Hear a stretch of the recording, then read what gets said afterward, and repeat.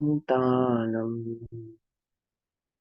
नमो सिद्धानम नमो आयरीयानम नमो उज्जायानम नमो लोये सवसाहुनम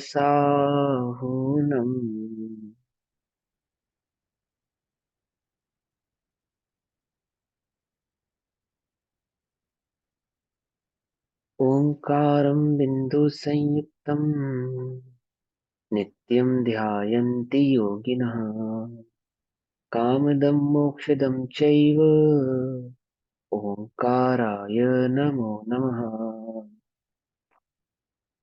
मंगलम भगवान वीरो मंगलम गौतमोऽंगणी मंगलम कुंद कुंदार्द्यो जैन धर्मोस्तु मंगलम। सर्वमंगल मांगल्यम सर्वकल्याणकारकम प्रधानां सर्वधर्माणां जैनं जयतु शासनम्।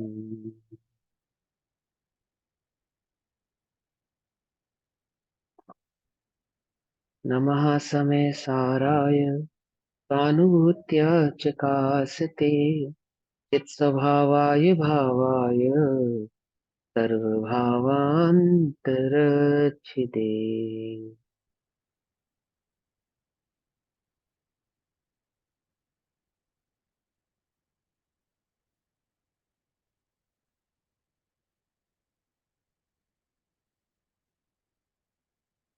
हमारी दोपहरकालीन कक्षा का विषय चल रहा है श्री समय सारजी ग्रंथ, आचार्य कुंद कुंद देव द्वारा कृत श्री समय सारजी का स्वाध्याय हम सभी आचार्य अमृत चंद्र देव द्वारा रचित आत्म ख्याति टीका के माध्यम से कर रहे हैं, जिसमें अभी तक हमने कर्ता कर्म अधिकार में कलश नंबर 49 तक का स्वाध्याय किया है। ठीक, आज हमको कर्ता कर्म अधिकार में ही गाथा नंबर 76 का स्वाध्याय करना है और पेज नंबर 144, 144 पेज नंबर गाथा नंबर 76।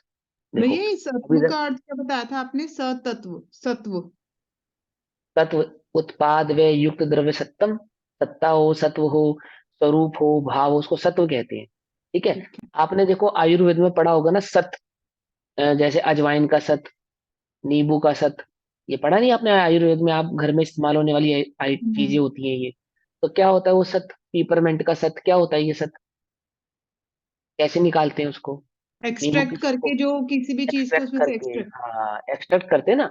तो क्या एक्सट्रैक्ट होता है कि एक्चुअल में जो नींबू है, नींबू के जो गुण हैं, जिन गुण जो गुण नींबू में व्याप्त हैं, जो गुण नींबू में व्याप्त हैं, उन गुणों को हम एक्सट्रैक्ट यानी निकाल कर एक सत बना लेते हैं। मतलब नींबू कहो या वो सत कहो, एक ही बात है। जो गुण नींबू में है, जो भाव नींबू में है, वही उसके सत में मौजूद होता है। आयुर्वेद में होता है ना।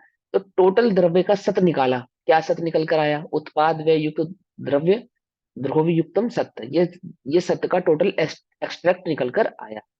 और क्या निकल कर आया कि जिस द्रव्य को एक्सट्रैक्ट किया था उस द्रव्य के भाव। तो टोटल क्या भाव आया कि आत्मा में ज्ञान दर्शन चारित्र का उत्पाद व और ध्रुवपना बनाया रहता है। उद्गल में स्पर्श रसगंध आदि आदि का उत्पाद व ध्रुवपना बना रहता है। इसी प्रकार अन्य अन्य द्रव्यों में अन्य अन्य भाव सहित उनका उत्पाद व ध्रुवपना बना रहता है। समझ में आ गई बात? सिंपल सी बात है।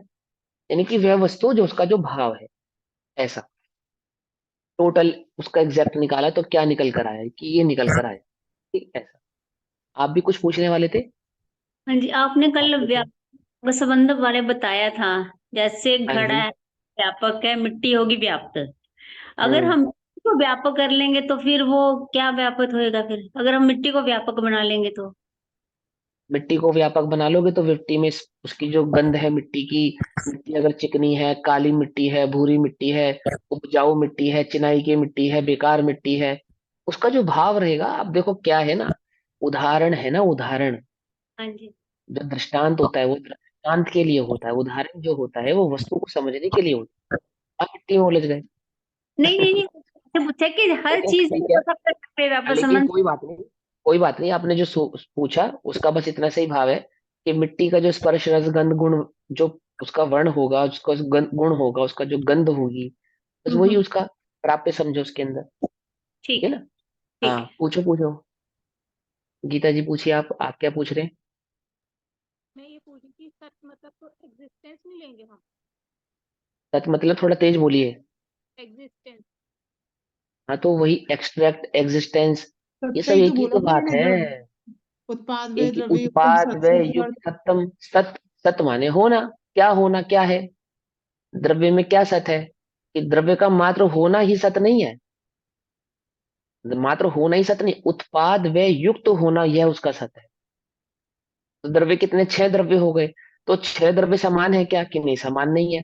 तो 6 द्रव्यों में समानता नहीं है, तो उत्पाद व युक्त तो है, परंतु जीव द्रव्य दर्शन गुण चारित्र के साथ उत्पाद व युक्त बना है। उद्गल में स्पर्श रसगंध वर्ण आदि के साथ, सड़ना बनना बिगड़ना, इसके साथ उत्पाद व युक्त बना है। ऐसे उसको खोल खोल के समझोगे ना तो ऐसे समझ में आएगी वो बात। जैसे मैंने बताया ना, नींबू का सत अजवाइन का सत, क्या अंतर है दोनों के सतों में, क्या अंतर है दोनों के सतों में, दोनों ही तो सत है, कि दोनों की क्वालिटी, दोनों की तासीर, दोनों क्या, दोनों का भाव अलग अलग बीमारियों में इस्तेमाल होने के कारण दोनों का जो गुण है वो भिन्न भिन्न है। समझे नहीं समझे। ऐसे ही पुद्गल का सत क्या है, कि 6 द्रव्यों का सामान्य सत, द्रव्य का सामान्य सत उत्पाद व युक्त होना ही, ध्रुवपन्ना के साथ कायम रहना ही, ये सभी द्रव्यों का सामान्य सत है। फिर जीव द्रव्य का सत क्या है, कि उत्पाद व युक्त तो है ही, फिर जीव का लक्षण बताएंगे, उपयोगस्य जीवस्य लक्षणम, है ना। फिर वो जीव का लक्षण बताएंगे, फिर वो पुद्गल का बताएंगे, ऐसे ऐसे समझना, ठीक। तभी तो 2 द्रव्यों के बीच में भिन्नता स्थापित करेंगे। एक द्रव्य दूसरे द्रव्य का कर्ता क्यों नहीं हो सकता, जब दोनों ही द्रव्य उत्पाद व युक्त वाले हैं, तो दोनों में समान गुण हुए, समान गुण नहीं हुए, गुण अलग तो अलग। भले ही दोनों में उत्पाद व युक्तपना समान रूप से है, परंतु जीव का उत्पाद व ध्रुव्यपना जीवत्व द्रव्य में कायम, जीव पने में कायम रहता है, और पुद्गल का उत्पाद व ध्रुव्यपना पुद्गल में कायम रहता है। जीव अपने ज्ञान आदि गुणों के साथ उत्पाद व ध्रुव रूप युक्त होकर परिणमन करता है, और पुद्गल अपने स्पर्श रसगंध व आदि गुणों के साथ उत्पाद व युक्त रूप होकर परिणमन करता है। ठीक है, कोई कंफ्यूजन, बिल्कुल सिंपल सी बात है ना, मुश्किल नहीं है कुछ भी, बस थोड़ी सी ट्रिकी है, समझोगे तो एकदम से समझ में आ जाएगा। ठीक। अब हमें गाथा नंबर 76 का स्वाध्याय आज करना है। हमने अभी तक 2 भाव समझे। तदाद में तो सबको मालूम है क्या होता है, तदाद में कोई तद्भाव भी कहा जाता है, उस रूप, ठीक है ना। अतदाद में उस रूप नहीं होना, अतद, अतद उस रूप नहीं होना, 2 द्रव्यों के बीच में अभाव, 4 अभाव, 2 गुणों के बीच में, 2 पर्यायों के बीच में, एक ही द्रव्य की 2 गुणों की पर्यायों के बीच में, ये सब आपने सीखा ही है ना पहले। एक ही गुण की 2 पर्यायों के बीच में, ये सब आप जानते ही हैं, कौन कौन से भाव अभाव होते हैं। Very good. अब हमें जो यहाँ समझना है उसको थोड़ा सा समझेंगे। प्राप्य प्राप्त, प्राप्त, प्राप्य प्राप्त हमने कल समझा, और कर्ता कर्म समझा, तदत और अतद ये 2 भाव समझे हमने। आज ये गाथा नंबर जो 76 है, ये क्या भाव समझाएगी, कि आपने बोला कि व्यापे व्यापकपना नहीं है, 2 द्रव्यों के बीच में व्यापे व्यापकपना नहीं, तो दोनों के बीच में तदाद में संबंध भी नहीं है, अतद भाव है दोनों। क्योंकि दोनों के बीच में व्यापी व्यापक संबंध नहीं है, इसलिए कर्ता कर्म संबंध भी हो नहीं सकता। लेकिन जीव पुद्गल को मात्र जान सकता है, और जानने से उसके अंदर व्यापक नहीं हो जाता, व्याप्त नहीं हो जाता। अब ये सारे मैंने जितने भी शब्द बोले, भारी भरकम तो नहीं लगे ना आज, है ना, आज तो इजी लगे होंगे ना। तो क्वेश्चन ये उठता है कि आप कर्ता कर्म का मतलब क्या होता है, आप कर्ता कर्म कहने का तात्पर्य क्या है, कहना क्या चाहते हो, कि एक द्रव्य दूसरे द्रव्य का कर्ता नहीं है, उसको नहीं कर सकता, तो करने का मतलब क्या है। जैसे हमने लक्षण पढ़े थे ना, द्रव्य के लक्षण और लक्षणाभास, लक्षण पढ़े और लक्षणाभास पढ़ा, कि लक्षण को समझने के लिए लक्षणाभास समझना भी जरूरी है, क्योंकि आप लक्षण समझने में गलती कर सकते हो, कहीं गलती से आप असंभव, अतिव्याप्ति या अव्याप्ति लक्षण को लक्षण ना समझ ले। लक्षणाभास समझेंगे तो आपको लक्षण समझ में आएगा। इसी प्रकार से कर्ता कर्म के अंदर कर्म को समझना बहुत जरूरी है। क्या कहा, कर्म को समझना बहुत जरूरी है। कर्म का मतलब क्या होता है, कर्म का मतलब होता है जो किया जाए सो कर्म, जो किया जाए सो कर्म। हिंदी व्याकरण में आपने सिंपल सा है, अपनी व्याकरण की किताब खोलो, कर्म किसे कहते हैं, जो किया जाए सो उसे कर्म कहते हैं, ठीक है ना। जैन जैन धर्म में कर्म की परिभाषा, जो 8 कर्मों वाली परिभाषा है, वो अलग है। उसमें क्या है, जो संसार में परिभ्रमण का कारण हो उसको कर्म कहते हैं। ठीक। और यहाँ पे कर्म किसको कह रहे हैं, कि जो किया जाए उसको कर्म कहते हैं। ठीक। एक व्यक्ति मेरे पास आया कि भाई साहब मुझे अपने यहाँ पे काम पे रख लो। तो मैं कहूंगा कि क्या काम कर सकते हो आप, कि जो आप कहोगे सो कर सकता हूँ। भाई, जो मैं कहूंगा सो कर सकते हो, तो चल मेरा हिसाब किताब कर। कि नहीं, मैं तो पढ़ा लिखा नहीं हूँ, है ना, पढ़ा लिखा नहीं है, तो चल मेरी गाड़ी साफ कर, या मेरा घर साफ कर, या मेरा ऑफिस साफ कर। कि साहब इतना भी अनपढ़ नहीं हूँ क्या। समझे नहीं समझे, कि भाई तू क्या कर सकता है, ये जानने के लिए पहले मुझे तुझे जानना पड़ेगा। तुझे जानना पड़ेगा ना कि तू क्या कर सकता है, तेरे अंदर क्या क्वालिटी है, क्या संभवपना है, तेरे से कार्य किस प्रकार का तेरे से कार्य लिया जा सकता है। कि जो किया जाए सो कर्म है, तो सब दूसरा क्वेश्चन उठता है कि तुम क्या कर सकते हो। मैं सुनार के पास जाऊं गाड़ी ठीक करवाने अथवा जूता सिलवाने, तो सुनार कर देगा मेरा काम? बोलो। मैं इतना बारीक काम कर सकता है और इतना बड़ा काम नहीं कर सकता तू, तो वो मेरी बात सुनेगा या नहीं सुनेगा, कि गजब है भैया, मैं बारीक काम भले ही कर सकता हूँ पर इतना स्थूल बड़ा काम नहीं कर सकता, भाग यहाँ से। बात समझ में ही नहीं आई। तो क्या किया जाए, क्या कर सकते हो, कर क्या सकते हो, पकड़ में आ रही बात, नहीं पकड़ में आ रही? जो तुम कर सकते हो वही तुम्हारा कर्म बनेगा। जीव क्या कर सकता है, जीव क्या कर सकता है, कि ज्ञान के सिवा कुछ नहीं कर सकता। तो ज्ञान ही उस जीव का कर्म बनेगा, अन्य कुछ जीव का कर्म नहीं बन सकता। पकड़ में आई बात, नहीं पकड़ में आई? समझ नहीं? अध्यात्म समझ रहे हो ना, कर्म की परिभाषा के अंदर कर्म किसे कहते हैं, जो किया जाए। तो क्या कर सकते हो, कि ज्ञान के सिवा कुछ नहीं कर सकता, तो ज्ञान ही मेरा कर्म हो गया। पकड़ में आई बात, है ना। यानी जो मुझ में गुण मौजूद है वे ही मेरे कर्म कहलाएंगे। तो ज्ञान दर्शन चरित्र आदि मुझ में मौजूद है, तो वो मेरे कर्म कहलाएंगे। पकड़ में आई? और पुद्गल का कर्म क्या कहलाएगा, जो पुद्गल में गुण मौजूद है वो पुद्गल का कर्म कहलाएगा। जो अन्य अन्य द्रव्यों में मौजूद है वो अन्य अन्य द्रव्यों के कर्म कहलाएंगे। बहुत सिंपल सी बात है। इसमें काय को हम इतना माथा मार रहे हैं कि तू मेरा कार्य करे मैं तेरा कार्य करूं। लोक में भी कोई अन्य अन्य का कार्य नहीं करता। चम्मच कटोरी का कार्य नहीं करती, कटोरी गिलास का कार्य नहीं करता, गिलास प्लेट का कार्य नहीं करती। सब अपना अपना कार्य करते हैं। ऐसे ही छह द्रव्य अपना अपना कार्य करते हैं। जैसे जिसमें गुण वैसा उसका कार्य। तो जीव का गुण है ज्ञान दर्शन आदि, वो जीव का कार्य है। और पुद्गल का जो गुण है वो पुद्गल का कार्य।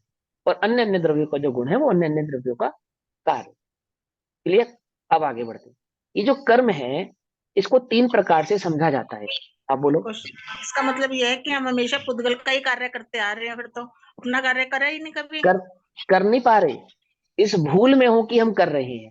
कर तो तुम अभी भी ज्ञान का ही रहे हो कार्य, आप दूसरे का कार्य कर नहीं सकते।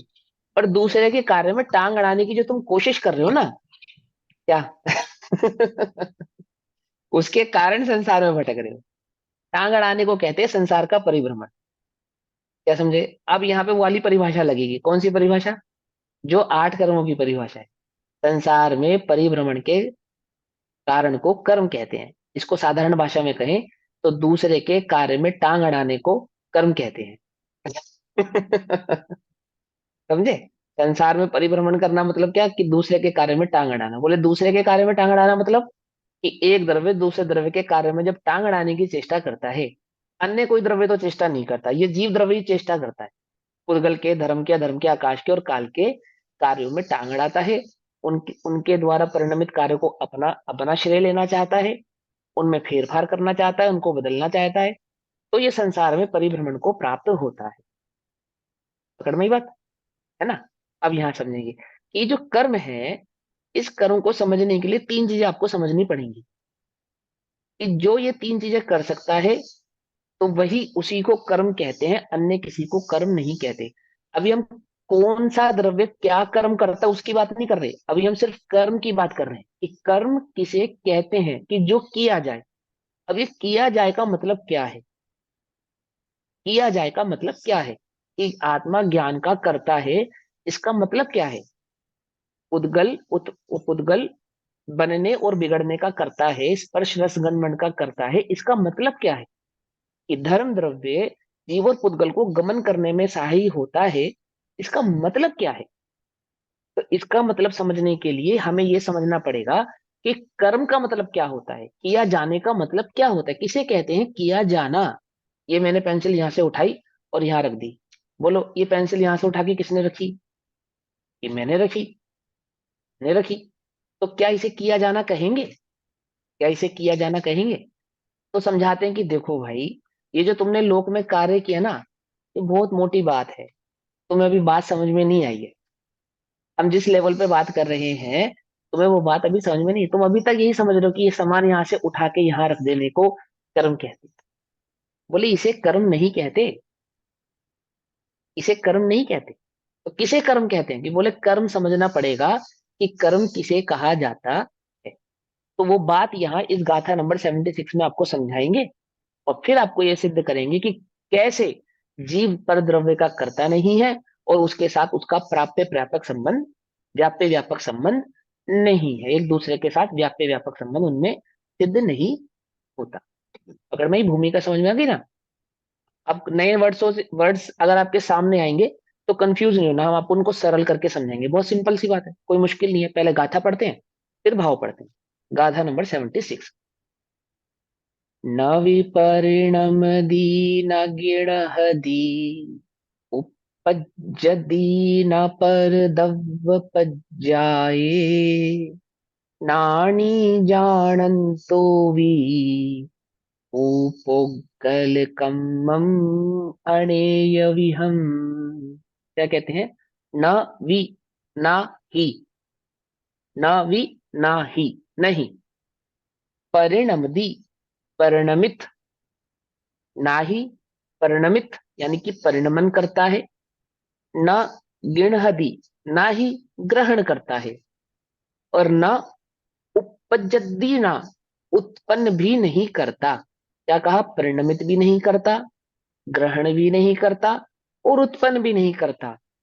पर द्रव्य पज्जाए, पर द्रव्य के पर्याय रूप, पर द्रव्य की पर्याय को, पर द्रव्य की पर्याय को अर्थात पर द्रव्य के गुणों को, पर द्रव्य को, उसके परिणमन को परिणमाता भी नहीं है, ग्रहण भी नहीं करता, उत्पन्न भी नहीं करता। नानी जानन तो, ज्ञानी जानता हुआ, जानन तो जानता हुआ, वि भी, हु निश्चय से, ओगल कम्मम पुद्गल कर्म रूप, अणेयविहम अनेक प्रकार के, क्या कहा? उद्गल के अनेक प्रकार के परिणमन को ज्ञानी जानता हुआ ना ही उसको परिणमित करता है, ना ही उसको ग्रहण करता है, और ना ही उसको उपजाता है। ठीक। दर्पण में दिखने वाली आग में दर्पण ने उस आग को ना ही ग्रहण किया है, ना ही दर्पण के कारण वह आग लगी है, उपजाया है, और ना ही दर्पण स्वयं उस आग को प्राप्त हुआ है। दैट मीन्स ना ही वह दर्पण स्वयं गर्म हुआ है, उष्णता को प्राप्त हुआ है। उस दर्पण के अंदर अग्नि का कोई भी अंश नहीं किया है, तो भी वह अग्नि उस दर्पण में झलकती है, तो भी वह अग्नि उस दर्पण में झलकती है। अब समझेंगे यहाँ पे। बहु भांति पुद्गल कर्म सब, ज्ञानी पुरुष जाना करे, पर द्रव्य पर्यायो न प्रणमे, नहीं ग्रहे नहीं उपजे। है ना? इतना प्यारा भाव लिखा है कि बहुभांति, बहुत प्रकार के पुद्गल कर्म जो सब हैं। पुद्गल कर्म कितने प्रकार के हैं? द्रव्य कर्म है, भाव कर्म है, नो कर्म है। फिर उसमें कर्म वर्गणाएं भिन्न है, पौद्गलिक वर्गणाएं भिन्न है, आहारक वर्गणाएं भिन्न है, तेजस वर्गणाएं भिन्न है। कितनी सारी पुद्गल की वर्गणाएं हैं। फिर उसमें स्थूल है, सूक्ष्म है ना?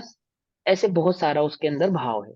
और अगर स्थूलता से देखा जाए तो कोई कोई पुद्गल ऐसा है जो शरीर रूप है, कोई पुद्गल ऐसा है जो पढ़ने आदि की सामग्री रूप है, अक्षर रूप है, कोई पुद्गल ऐसा है जो खाने रूप है, कोई पुद्गल ऐसा है जो पहनने रूप है, और कोई पुद्गल ऐसा है जो बैठने उठने रूप है ना? जिस फर्श पे आप चल रहे हो वो भी पुद्गल का, जो घर आपका बना है वो भी पुद्गल का, उस घर में जितनी एसेसरी सामग्री लगी है वह भी पुद्गल की। तो बहुभांति पुद्गल रूप, कितने प्रकार का पुद्गल है ना? और ज्ञानी पुरुष उन सभी पुद्गलों को जानता है, जानते हैं, परंतु जानने मात्र से वे पुद्गल को परिणमाने वाले नहीं हुए हैं, पुद्गल को ग्रहण करने वाले नहीं हुए हैं, और पुद्गल को उपजाने वाले नहीं हुए हैं। ये भाव बहुत अच्छे से समझना कर्ता कर्म अधिकार का, ठीक है ना। ये समझ लो प्राण है, प्राण जैसे शरीर में हृदय है ना, हृदय ऐसा है ये। तो ये भाव समझेंगे हम। ज्ञानी अनेक विधम, अनेक प्रकार के, पुद्गल कर्म, पुद्गल कर्म को, जानन अपि, जानता हुआ भी।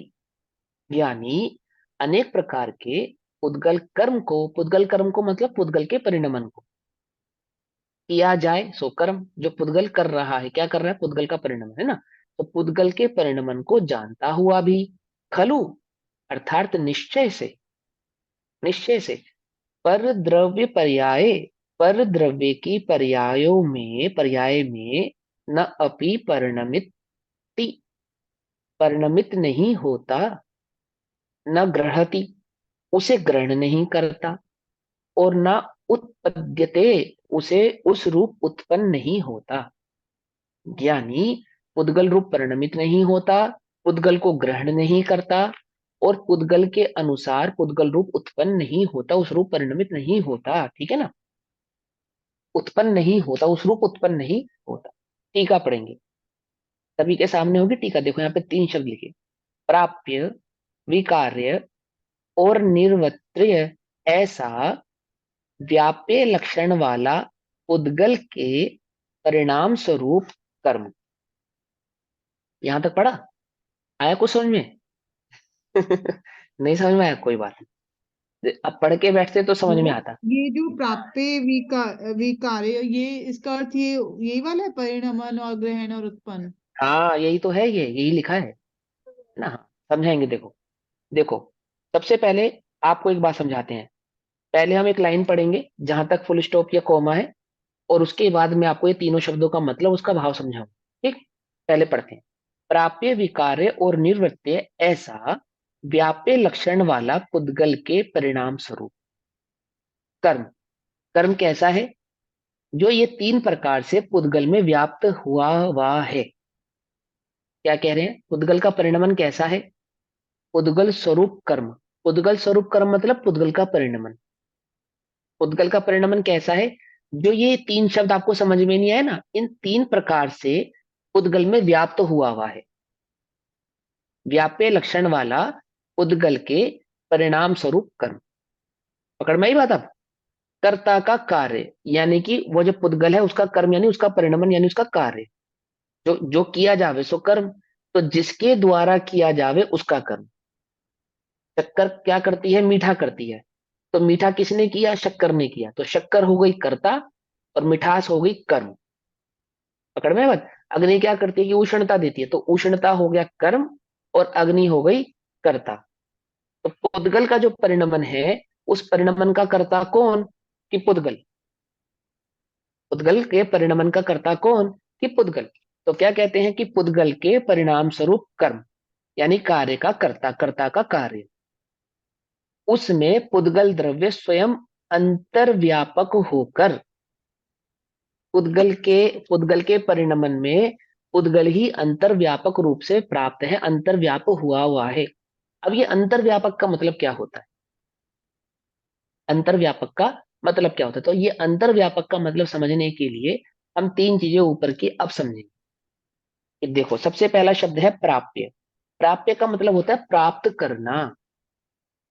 प्राप्य का मतलब होता है प्राप्त करना, प्राप्त होना, ठीक है ना। शक्कर को क्या प्राप्त है, कि शक्कर को मिठास प्राप्त है। मिठास किसको प्राप्त है, कि मिठास शक्कर को प्राप्त है। जगत में कोई तुमसे कहे जाओ मिठास ढूंढ के लाओ, तो क्या लेकर आओगे, शक्कर ही लेकर आओगे ना। मिठास ढूंढ के लाओ, तो उसमें ढूंढने की क्या बात है, शक्कर ले आएंगे तुरंत। कि मिठास किसको प्राप्त है, कि मिठास शक्कर को प्राप्त है। पकड़ में ही बात? जैसे लोक में कोई किसी को कोई वस्तु देता है ना, उस वो वस्तु का मालिक बन जाता है, मुझे प्राप्त है। ज्ञान में मुझे प्राप्त है, ये अज्ञान आदि आदि ऐसे प्राप्त होता है ना। कि 2 आंख 1 नाक 2 कान किसको प्राप्त है, कि मनुष्य को प्राप्त है, ऐसे।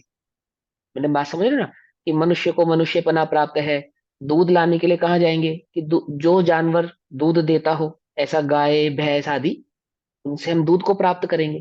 तो प्राप्त किसी चीज को हमें प्राप्त करना है, तो वो प्राप्त हमें वस्तु कहाँ से मिलेगी, जिसके पास होगी उसी से तो प्राप्त करेंगे। जैसे कोई धनार्थी, धन की इच्छा रखने वाला किसके पास जाता है, राजा के पास जाता है। याद है गाथा, है ना। हाँ, ऐसे ही आपको जो प्राप्त करना है, वो प्राप्त उसी ही वस्तु से किया जा सकता है जिसके पास वह वस्तु मौजूद है। यानी हमें मिठास चाहिए, तो वो मिठास किसके पास है, शक्कर के पास। शक्कर के पास, ये तो हो गई स्थूल बात। अब दूसरी बात समझो, शक्कर को जो मिठास प्राप्त है, क्या शक्कर वो मिठास हमें दे सकती है, क्या क्या शक्कर वो मिठास हमें दे सकती है, कि हाँ भैया दे सकती है। कि जब आप मिठास प्राप्त करने जाओगे, तो मात्र मिठास प्राप्त नहीं कर पाओगे, आपको संपूर्ण शक्कर को ही प्राप्त करना पड़ेगा, क्योंकि प्राप्त अपने प्राप्य से कभी अलग नहीं हो सकता। क्या कहा, पकड़ में बात नहीं पकड़, मैंने जिसको जो प्राप्त है, वह अपने से उसको अलग नहीं कर सकता। तो प्राप्त का अर्थ होता है जो प्राप्त है। पुद्गल को क्या प्राप्त है, कि पुद्गल को अपना स्पर्श रस गंध वर्ण आदि जो गुण है, वे पुद्गल को प्राप्त है। जीव को क्या प्राप्त है, कि ज्ञान दर्शन सुख वीर्य आदि वो जीव को प्राप्त है। वो जीव को प्राप्त है, प्राप्त, समझ में बात, प्राप्त। दूसरा है विकार्य, दूसरा है विकार्य। तो सबसे पहले, क्या आप किसी द्रव्य से उसके गुण को ले सकते हो, नहीं ले सकते। और ले सकते हो, नहीं ले सकते ना, तो उस द्रव्य के पास अपना गुण अपने पास ही रहने वाला है, अन्य के पास नहीं जाने वाला। प्राप्त। अच्छा चलो, आप ये नहीं कर सकते, तो क्या आप उसके गुण के अंदर कोई फेरफार कर सकते हो, कोई बदलाव कर सकते हो, कोई चेंज कर सकते हो। क्या आप पुद्गल के कुछ गुणों में, कुछ गुणों को चेंज कर सकते हो, इधर उधर कर सकते हो अपने अनुसार। कि पुद्गल की हमें ना एक बात अच्छी नहीं लग रही, बोले क्या, कि जवान, बचपन से जवान होना तो ठीक है, पर जवानी से बुढ़ापा ठीक नहीं है, कुछ चेंज होना चाहिए। क्या चेंज होना चाहिए, कि बूढ़ा नहीं हो। क्या कहा, कि बूढ़ा ना हो। तो एक इंजेक्शन बनाया, बोले क्या है ये इंजेक्शन, कि ये आपको बूढ़ा नहीं होने देगा।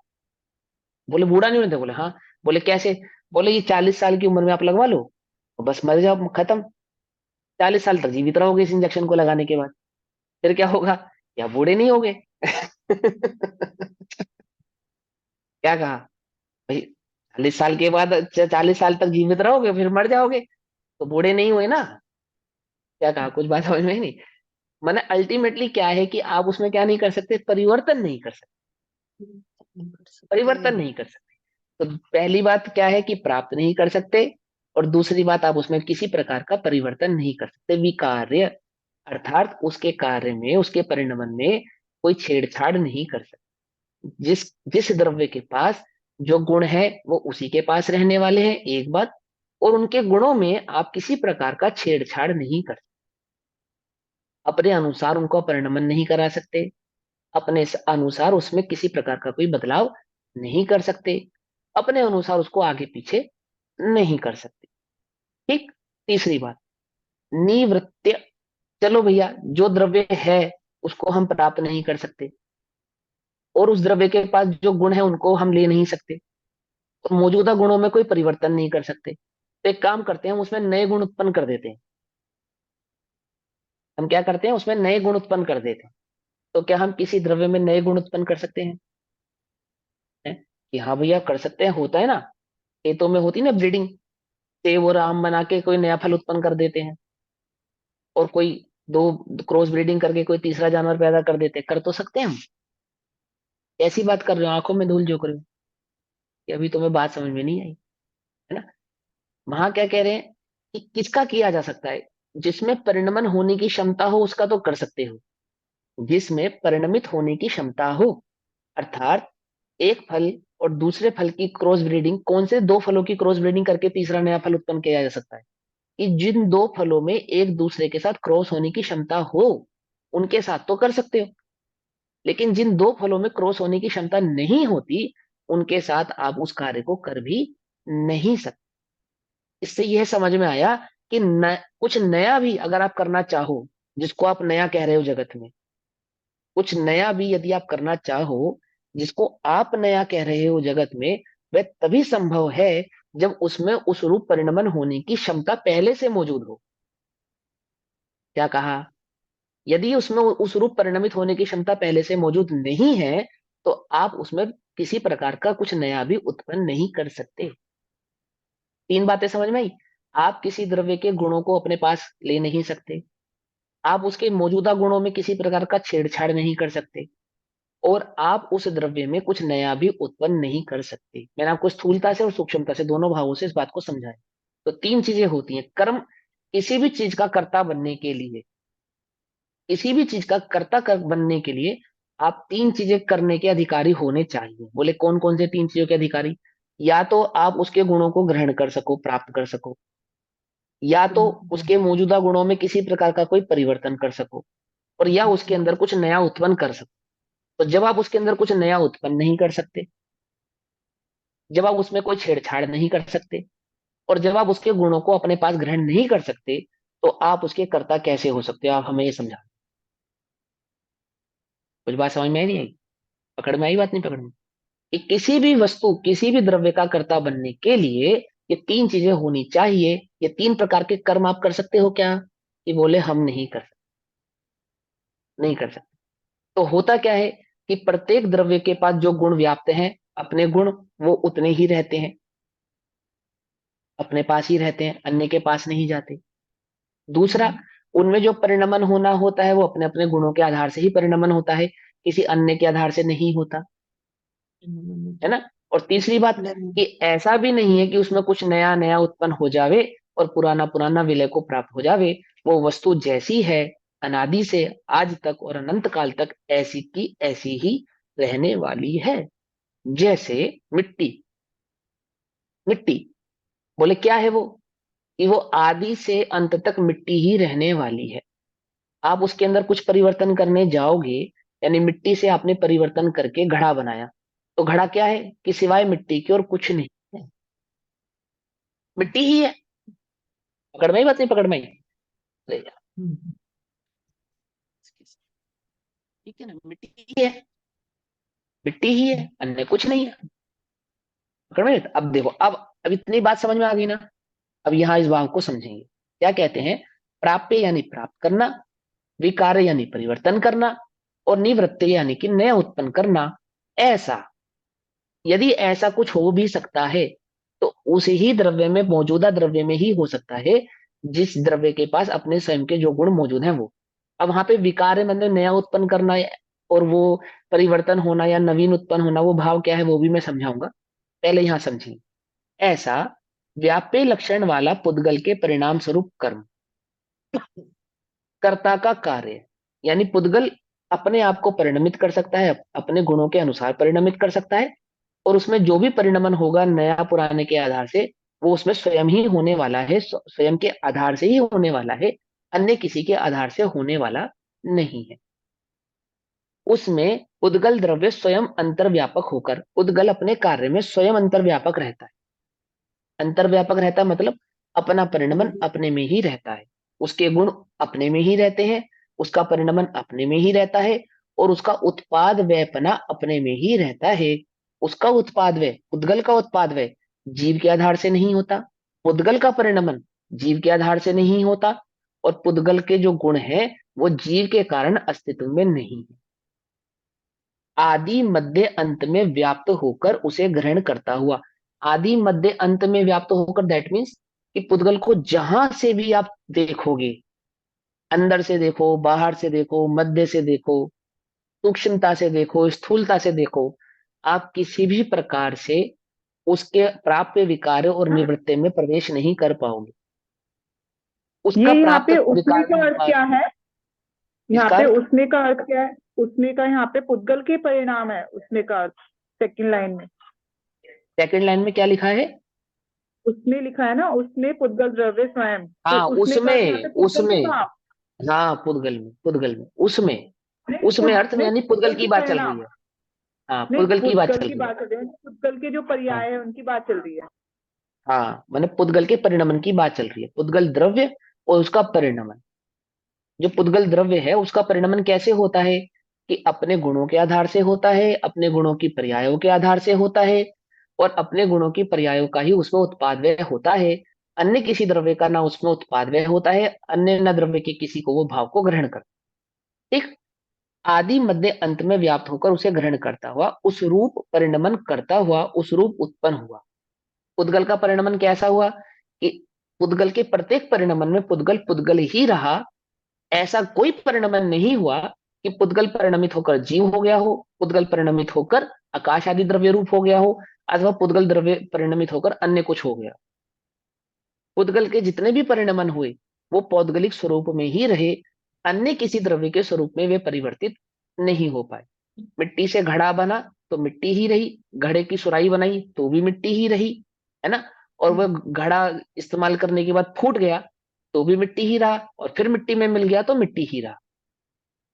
पकड़ में ही बात है ना, कोई कंफ्यूजन तो नहीं है ना। मिट्टी से बनी लकड़ी क्या है कि मिट्टी ही है, अन्य कुछ नहीं है। मिट्टी से निकला लोहा क्या है, मिट्टी ही है, अन्य कुछ नहीं है, अन्य कुछ नहीं है। उद्गल की वो जो पर्याय लोहे रूप परिणमित होती हुई तुम्हें नजर आ रही है, पत्थर रूप परिणमित होती हुई जो नजर आ रही है, वह एक्चुअल में तो पुद्गल ही है, अन्य कुछ नहीं है। कितने सारे भाव उस मिट्टी के, कितने सारे भाव। सोना क्या है, मिट्टी। चांदी क्या है, मिट्टी। लोहा क्या है, मिट्टी। लकड़ी क्या है, मिट्टी। कुछ बात समझ में ही नहीं, समझ में आई? मिट्टी ही है, अन्य कुछ नहीं है। इतने सारे भावों को ज्ञानी जानता है। ये लोहा है, ये मिट्टी है, ये सोना है, ये चांदी है, ये हीरा है, ये रत्न है, ये जानता है। जानकर भी उनमें किसी प्रकार का कोई फेरफार नहीं कर सकता। ये बात समझ में ही नहीं आई? उस पुद्गल परिणाम को करता है, पुद्गल अपने परिणाम को करता है, अपने परिणमन को करता है अंतर्व्यापक होकर। इस प्रकार पुद्गल द्रव्य से। इस लाइन को ना एक बार फिर से मतलब इन शॉर्ट में मतलब समझाइए ना, ये आपने अलग अलग करके बताया ना, थोड़ा इन शॉर्ट में इसको एक लाइन में कैसे कहेंगे? इसको इस लाइन को मतलब एक में कैसे कहेंगे, मतलब एक लाइन कौन में? सी लाइन को, कौन सी लाइन? यही वाली जो आपने पढ़ी है ना, प्राय से लेके पुद्गल के परिणमन अच्छा, को करता है फुल वो स्टॉप करता है, करता है। सुनो बताते हैं, बहुत सिंपल है, इसमें क्या मुश्किल है, अभी बताते हैं आपको। देखो सुनो, परिणमन करता हुआ उस रूप उत्पन्न होता हुआ उस पुद्गल परिणाम को करता है। क्या कहते हैं? पुद्गल अपने परिणमन को अपने से ही प्राप्त करता है। जिन गुणों का पुद्गल में परिणमन हुआ अपने से ही प्राप्त करता है, अपने में ही परिणमित होता है, और अपने में ही उत्पाद व युक्त रूप परिणमित होता रहता है। कुछ नया होता है तो भी अपने गुणों के आधार से होता है। कोई नवीन मिट जाता है, नवीनतम उसकी पने को भाव को मिटा देती है तो वो अपने भाव से ही होती है। जैसे लकड़ी जलाकर राख बन गई, लकड़ी जलाई और राख बन गई, तो नया उत्पन्न हुआ उसमें कुछ या नहीं उत्पन्न हुआ? ये बोले जो लकड़ी का राख बना तुम्हें नवीनता भाषित हो रही है, लकड़ी का कोयला, कोयले से राख बना जो तुम्हें भाषित हो रहा है, ये कोई तुम्हारे करने से या अग्नि के माध्यम से नहीं हुआ है, ये उसके माध्यम से नहीं। वो हाँ, वो उसमें अपनी सामर्थ्य है, अपना गुण है कि वो उस अनुसार परिणमित हो जावे। पकड़ में ही बात। तो अपने ही गुणों को प्राप्त रहती है, अपने ही परिणमन को परिणमाता है, और अपने ही उत्पाद वे युक्त रहता है। यही प्रत्येक द्रव्य का स्वभाव है, यही प्रत्येक द्रव्य का सत्य है। उत्पाद व युक्त ध्रुव, है ना, युक्त सत्य है ना। आगे बात समझे। इस प्रकार उद्गल द्रव्य से किए जाने वाले उद्गल परिणाम को ज्ञानी जानता हुआ भी, अब कैसे जानता हुआ भी? उद्गल द्रव्य के परिणमन को ज्ञानी जानता हुआ भी, कैसे जानता हुआ भी? जैसे, जैसे अब उदाहरण देंगे। मिट्टी स्वयं घड़े में अंतर्व्यापक होकर, मिट्टी स्वयं घड़े में अंतर्व्यापक होकर मतलब कि घड़े और मिट्टी में क्या अंतर है? मिट्टी से बने हुए घड़े में कोई अंतर नहीं है, मिट्टी ही मिट्टी है। आप जो पर्याय का अंतर देख रहे हो, आप जो पर्याय का अंतर देख रहे हो, वह द्रव्य का अंतर नहीं है, एक बात। और दूसरी बात कि वह जो पर्याय उत्पन्न हुई है तो वह भी मिट्टी की योग्यता से हुई है, कोई बाहर से उसको योग्य बना दिया गया है, ऐसा नहीं। ठीक है ना। तो क्या कहते हैं कि मिट्टी स्वयं घड़े में अंतर्व्यापक होकर, यानी सब जगह से घड़े में क्या है सिवाय मिट्टी के और कुछ नहीं है, उसको कहते हैं अंतर्व्याप्त होना। अंतर्व्याप्त होना, जैसे मिठास शक्कर में अंतर्व्याप्त है, अर्थात शक्कर को कहीं से भी स्वाद लोगे तो मिठास के सिवा कुछ प्राप्त नहीं होने वाला। इसी प्रकार उस घड़े को जहां से भी देखोगे, अंदर से बाहर से तोड़ के जैसे भी देखोगे, सिवाय मिट्टी के और कुछ प्राप्त नहीं होने वाला। तो मिट्टी स्वयं घड़े में अंतर्व्यापक होकर आदि में यानी घड़े को शुरू से देखो तो मिट्टी, मध्य यानी बीच में देखो तो मिट्टी, अंत में आखिर में देखो, पलट कर देखो, नीचे से देखो तो मिट्टी। आदि मध्य अंत माने हर जगह से देखने पर सिवाय वो मिट्टी के और कुछ भी आपको प्राप्त नहीं होगा। व्याप्त होकर घड़े को ग्रहण करती है। मिट्टी ने किसको ग्रहण किया? घड़े को ग्रहण किया। घड़ा बन गया। समझ में आई बात? नहीं समझे? यानी मिट्टी घड़े के रूप परिणमित हुई, ये बात ठीक है। तो मिट्टी ने जो घड़े का रूप लिया, ग्रहण किया, वह क्या है कि मिट्टी की स्वयं की योग्यता है, अन्य कुछ नहीं है। ग्रह घड़े रूप परिणमित होकर भी रही तो वह मिट्टी ही, अन्य कुछ नहीं बना। सोने से बनाया कड़ा, चैन, कुंडल रहे सोना ही, अन्य कुछ नहीं बने। ठीक, घड़े के रूप में परिणमित होती है और घड़े के रूप में उत्पन्न होती है। और उसी प्रकार ज्ञानी स्वयं बाह्य स्थित, बाहर रहने वाले पर द्रव्य के परिणाम में अंतर्व्यापक होकर, क्या कहा? अब देखो ये लाइन सब लोग समझाता हूं। घड़ा किसने बनाया था? कुम्हार ने। सिंपल सी बात है ना। घड़ा किसने बनाया? कुम्हार ने। तो क्या कुम्हार उस घड़े को देखने पर, आपने घड़ा देखा, तो घड़े को देखने पर कहीं से कुम्हार नजर आएगा? कहीं कहीं कुछ नजर आ जाए कि कोई कोई तेज दिमाग का बंदा होवे हमारे जैसा तर्क करने वाला, तो बोले कि हाँ उसकी कला में नजर आ जाएगा, घड़े बनाने के स्टाइल से हम समझ जाएंगे ये फला कुमार ने बनाया। भैया देखो फालतू के तर्क की बात नहीं करो। घड़े में कहीं कुमार दिखेगा या नहीं? यदि उस कुमार को ढूंढा जावे, उसकी पत्नी उसे ढूंढने निकले कुमार को, तो कुम्हार ला कर दोगे या घड़ा दे दोगे, ये ले तेरा कुम्हार? कि वे कुम्हार तो उस घड़े में अंतर्व्यापक नहीं है। समझे ना? उस घड़े में तो सिवाय मिट्टी के और कुछ नहीं है। ठीक है। और घड़ा बनाने वाला जो कुम्हार है, उस कुम्हार के अंदर मिट्टी का कोई अंश, माने मिट्टी का कोई अंश चला गया हो। यदि मिट्टी खोजेंगे तो मिट्टी खोजेंगे या कुम्हार को खोजेंगे? समझे ना? तो मिट्टी कुम्हार में नहीं गई और कुम्हार मिट्टी में नहीं गया। कुम्हार कुम्हार है और घड़ा घड़ा है। तो घड़े में अंतर्व्यापक मिट्टी है और कुम्हार में जो अंतर्व्यापक है वो क्या है कि कुम्हार में मिट्टी का अंश मात्र भी अंतर्व्यापक नहीं है। पकड़ में आई बात? ये दो बातें समझ में आई। अब इस बात को यहां समझेंगे ध्यान से। क्या कहते हैं? उसी प्रकार ज्ञानी यानी जानने वाला, वो घड़ा जो बना है मिट्टी से उसको जानने वाला, स्वयं बाह्य स्थित, बाहर रहकर, घड़े से बाहर है ना कुमार, घड़े के अंदर तो नहीं है ना, घड़े से बाहर, बाह्य स्थित बाहर रहने वाला, पर द्रव्य के परिणाम में अंतर्व्यापक होकर आदि मध्य अंत में व्याप्त होकर उसे ग्रहण नहीं करता। कुम्हार घड़े रूप परिणमित नहीं होता। कुम्हार घड़ा बना रहा है तो भी घड़े के अनुसार परिणमित नहीं हो रहा, यानी घड़े को ग्रहण नहीं कर रहा। उस रूप परिणमित नहीं होता कि स्वयं घड़ा बन जाए। ना तो वह स्वयं मिट्टी बनता है, ना तो वह स्वयं घड़ा बनता है। और उस रूप उत्पन्न नहीं होता कि घड़ा बनाने के बाद कुम्हार ही घड़ा बन गया हो, है ना, या उसने मिट्टी को पैदा किया हो। ऐसा नहीं है।